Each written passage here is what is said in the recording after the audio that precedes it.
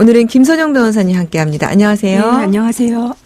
오늘 준비된 사연 만나보고 자세한 얘기 나눠볼게요.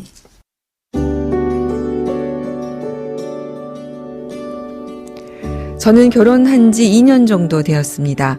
남편과 신혼을 지내고 아이를 낳자 이렇게 약속을 했고 취미생활을 함께하며 잘 지내고 있었습니다.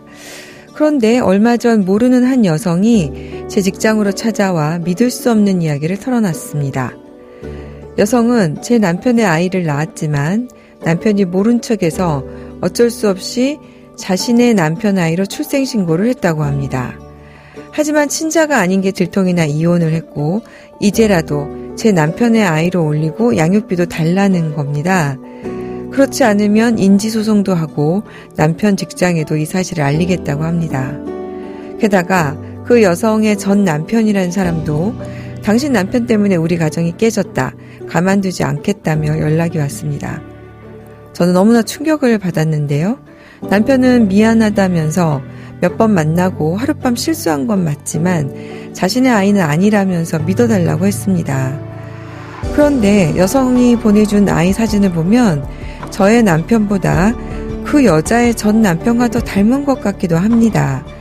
자신의 전 남편 아이로 출생신고까지 했는데 다시 제 남편의 아이가 될 수 있는 건가요?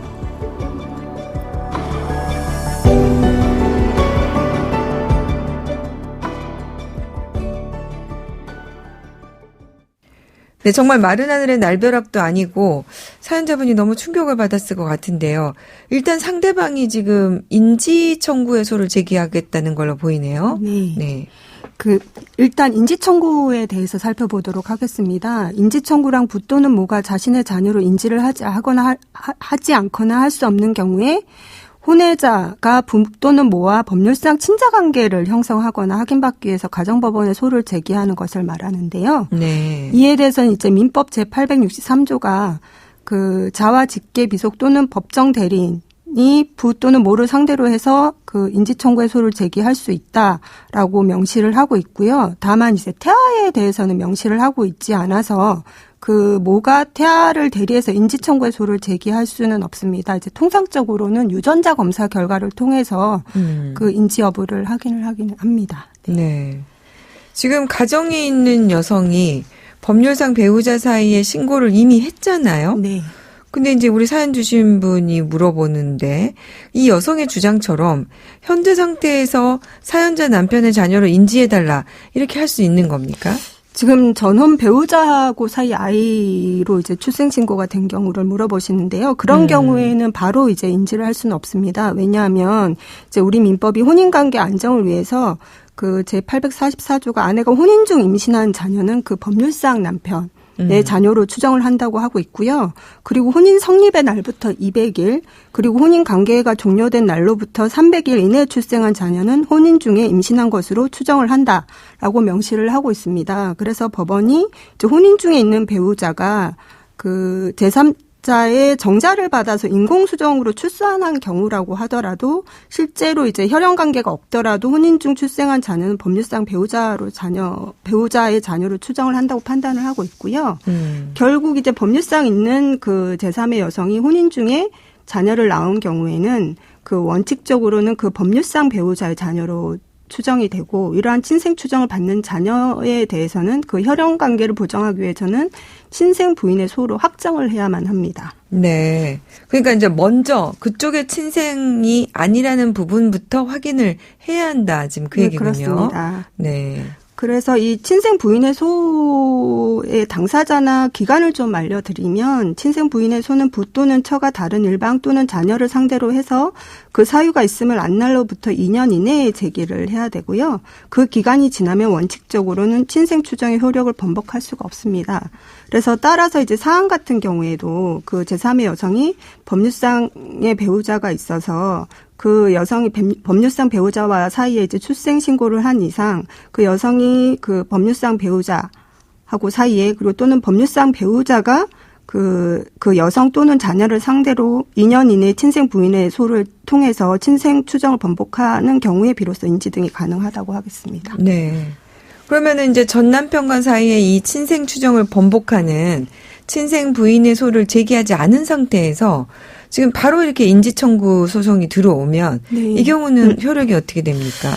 간혹 그렇게 진짜 소송이 제기되는 경우도 있는데요. 네. 이 경우에 대해서 법원은 그러한 인지청구의 소 자체가 부적법하다고 판단을 하고 있습니다.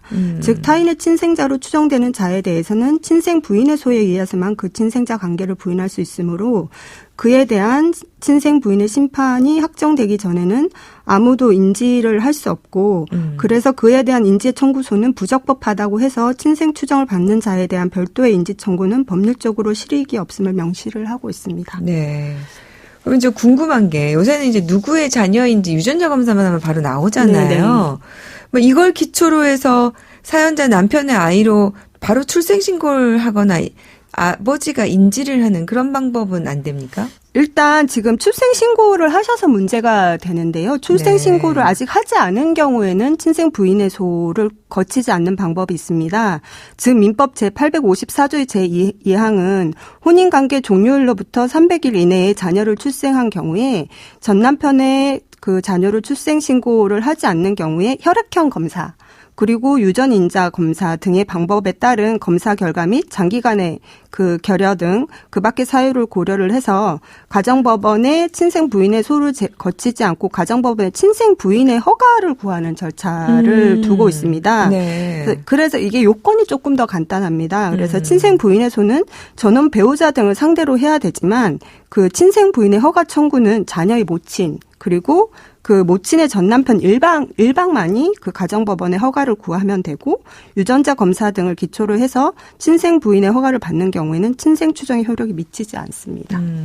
결국 종합적으로 보면은 이 사안은 이미 출생신고가 돼 있기 때문에 네. 유전자 검사를 기초로 해서 바로 남편이 출생신고를 하거나 인지를 하거나 이런 방법은 불가능하겠군요. 네, 그렇습니다. 네. 자, 그러면 일단은 이제 이 부분은 그렇게 해결이 됐고요. 네. 친생 부인의 소, 인지청구의 소를 이렇게 순차적으로 거쳐서 네. 제 그 3회 여성의 자녀가 사연자 남편의 자녀로 인지가 되면 이때부터 남편은 양육비를 지급해야 되는 겁니까?